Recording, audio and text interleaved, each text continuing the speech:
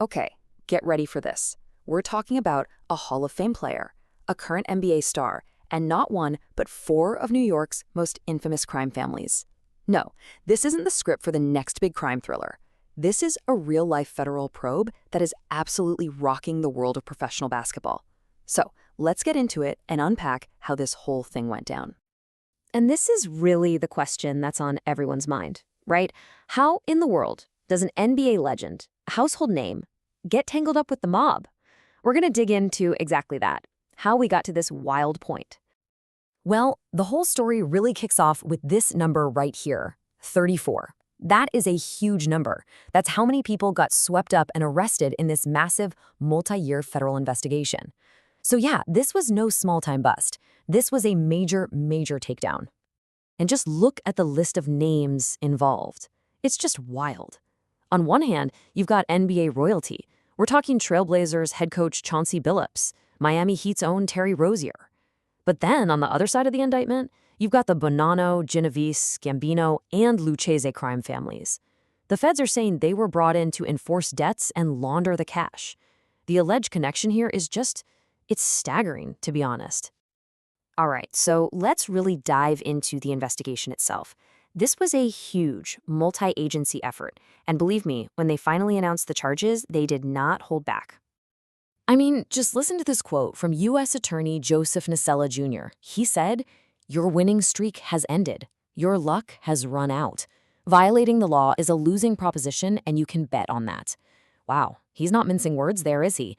That sends a really clear message that the prosecutors think they have an absolutely rock-solid case. And the scale of this thing is just immense. You have to understand, we're talking about an operation that went on for years, spanning across 11 different states and involving tens of millions of dollars. And in the end, the feds didn't just uncover one scheme, they found two separate but connected criminal operations, both with these deep, shocking ties to the NBA.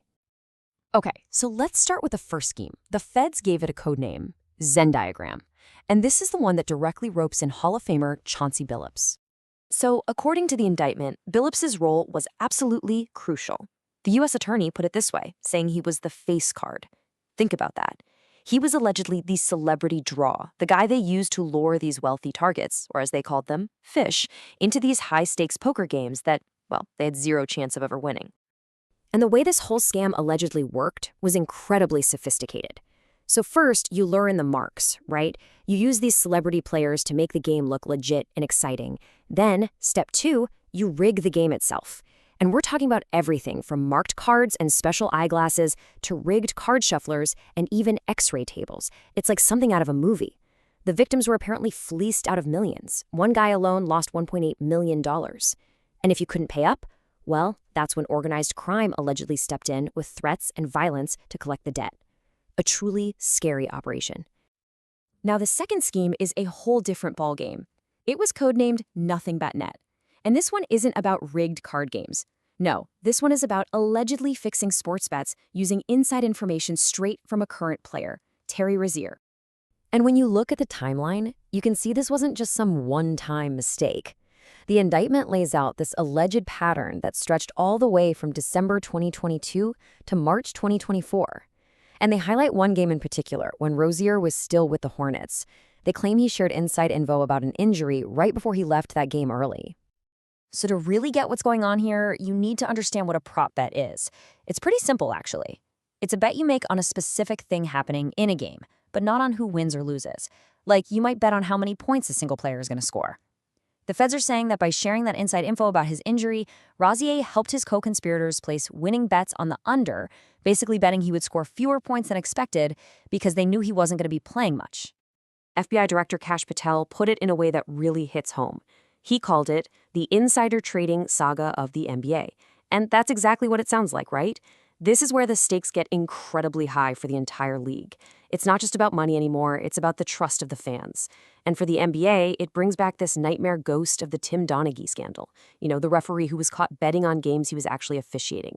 That's a shadow the league has been trying to escape for years.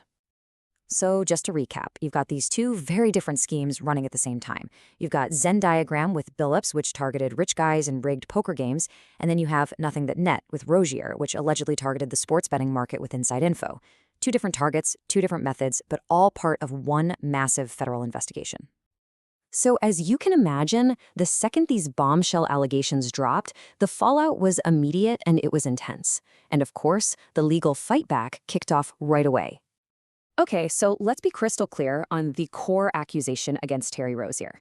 The feds claim he cheated the system, that he shared private information to help others profit from bets on his own performance. But his legal team, they've got a very different story to tell.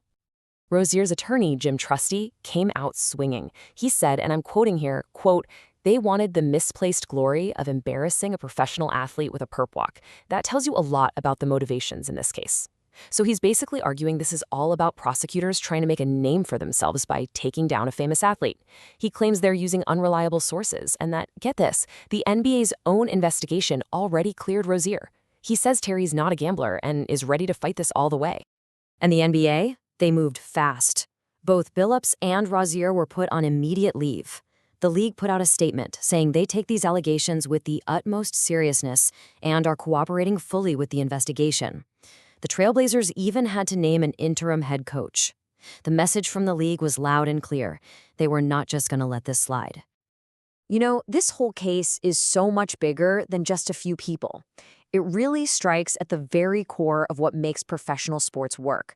The integrity of the game itself. So, when you boil it all down, what do we have? You've got huge, high-profile NBA figures right in the middle of this. You have direct, alleged ties to 4 major organized crime families. The schemes they're accused of running were sophisticated, using tech and insider knowledge. And maybe most importantly, this entire scandal poses a massive, massive threat to the trust that fans have in the fairness of the game. And that really brings us to the big, lingering question here. We live in a world now where sports betting is everywhere. It's legal, it's on TV commercials, it's completely woven into how we watch sports. So with all that money and temptation floating around, can the leagues really protect themselves from this kind of corruption? It really makes you wonder, is the integrity of the game itself becoming a losing bet?